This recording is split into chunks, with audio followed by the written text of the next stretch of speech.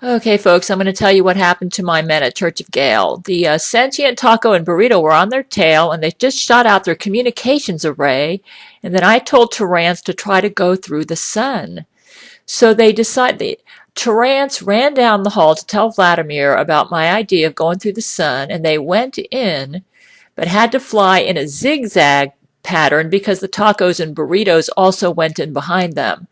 They didn't burn, but the tacos and burritos didn't burn, but just got all crunchy, delicious, and fried looking and kept shooting hot sauce and beans at Church of Gail inside the sun. And they were apparently strong enough to withstand the sun's high heat. It was really hot and bright inside the sun. They were traveling inside the sun just below the speed of light. They wanted to go fast so that they wouldn't lose their shields inside the sun. That protected them from the sun's heat. And that coronal hole that you've seen in the news at the sun's south pole, that was caused by all this commotion between Church of Gail and the sentient burrito and taco going after them in the sun. And then when the burrito and taco escaped through the sun's south pole, they carried a trail of the sun's radiation behind them that caused the very brilliant aurora borealis, which we saw over northern Russia at this time. So they felt like they were in the sun a long time because of the time dilation. And they couldn't focus on fixing communications after the burrito and taco took out their communications array. And when they went through the sun, they barely had any shield left and thought for sure they were finished. Just one bean from that giant taco or burrito and they'd be gone. But to their amazement, the taco and burrito seemed to have lost interest in them and headed straight for the moon. And it seems that all Jesuit creations have an obsession with the moon. And the men inside Church of Gail thought that the taco and burrito were headed for me. They didn't realize they were going to the moon, so they chased them even to the peril of their lives because their shields were down, and one bean from this giant taco or burrito would have taken them down. But even though they left on January the 3rd and didn't return until January the 7th, this was because of time dilation. They went through the sun just below the speed of light to keep from being burnt to a crisp. You cannot do warp speed or quantum tunneling in the sun. Tunneling. It's called tunneling, which apparently corrects the time difference when you travel this fast. I do recall that Terrance Jenkins once told me that when they travel at warp speed that they have to adjust for the time difference or they'll land on Earth in the wrong time period. So though they were actually in the sun for 4.6421581426117, 450-369-615-369-0430-731 seconds, in other words, between 4 to 5 seconds, they actually spent about 3 days in there in our time. You cannot do warp speed inside the sun, so they had to travel at just below the speed of light. And because they had to approach the speed of light, time slowed down for them and passed faster for us, which is why it took a few days, when we viewed it from our perspective. They said that they can usually skip time dilation by using warp speed or quantum tunneling, but inside the sun this was impossible. So you cannot reach the speed of light unless you use quantum technology, which adjusts for the time difference. Because the speed of light is a cosmic speed limit, so that whenever you get near that speed, time has to slow down for you. And Terrance Jenkins gave me a link by Stephen Hawking that explains this very well. And I have that underneath this video for those who have questions about quantum technology.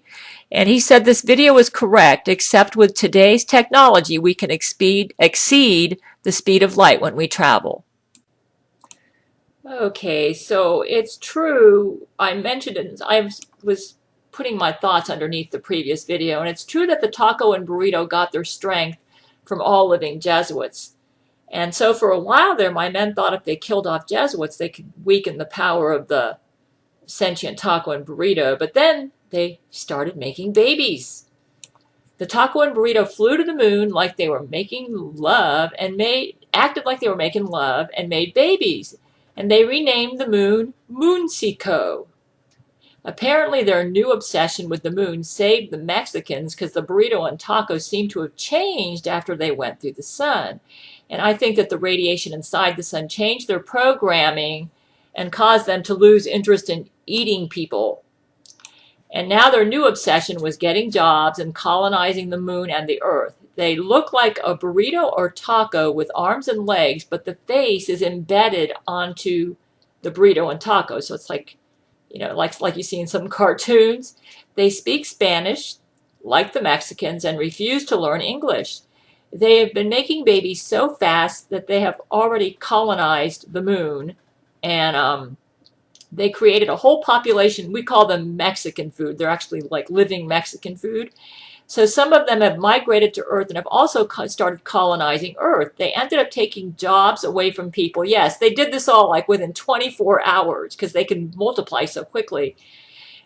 They took jobs away from people, both Jesuits and non-Jesuits, because they're really good workers and they accept lower pay.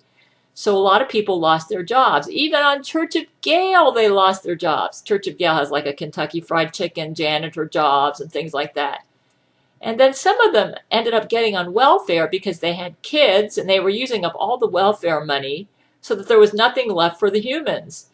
And you may say, why do they need money? They need money to buy the oxygen and food that they need to survive on the moon. So basically they came to Earth to earn money to buy oxygen and food for their relatives on the moon. They are organic beings, unlike the Gail android, who was all metal and computer. The Gail android didn't need money. They don't need a lot of money. They can survive without air and food longer than us, which is why they were able to chase my men through the sun. But eventually they do need air and food. So they built a moon base, but needed to keep it supplied with oxygen and food, so they needed some money. They didn't have any money. This business of stealing everyone's jobs all happened on the 7th. Like I said, they make babies so fast. So all the world leaders got together and tried to decide what to do about the loss of jobs and these burritos and tacos taking up all the welfare money. And so this business of the mega giant sentient taco and burrito ended up being a failed Jesuit attack against us. Because once they went through the sun's radiation somehow changed their programming. And they lost their interest in eating people and started colonizing the moon and the earth, stealing everybody's jobs and welfare money, even Jesuit jobs and welfare money. So this is the problem we're having with them. They're no longer evil, but they're stealing everybody's jobs and going on welfare and taking up all the welfare money away from the humans. And they earn this money to send it back to their families in Moonseco. That's the moon. Some of their kids grow up without any work ethic and they join Moonsecan gangs. You got to remember, Jesuits, even with their creation of clones, can use accelerated growth hormone to grow a baby to adulthood like within weeks.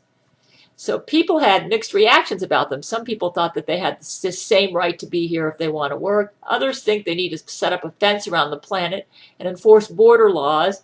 So they set up a planetary border control and a system for them to come to Earth to legally work.